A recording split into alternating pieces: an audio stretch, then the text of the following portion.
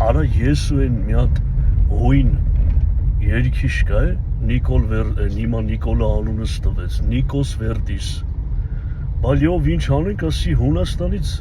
զեյթուն բերենք, զեյթունի գործ անենք ընկերովի։ Արա ախպորս ասեմ, հեն այրապորտից եմ գալիս։ Իջանք վերջի 1000 դրամն ա ջեբս։ Ասիք էլ նստի տաքսին իթանք, բայց չելիով դու մենակով գնա, դու ծանր քաշ ես բան։ Արա ասում եմ լավ չես, հետս արի։ Բայց չելիով օրս գերեզման մենակդ գնա ես մարշրուտնով կգամ, արա ասում եմ իշ մարշրուտնի, բա 100 դրամ փող ունեմ,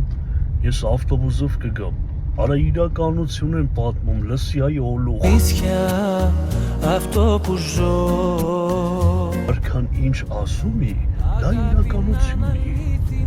Հաջորդ անգամ ձեզ կպատմեմ, ոնց էր Էրդողանը չոքած փաշիկ լսում օլուղներ։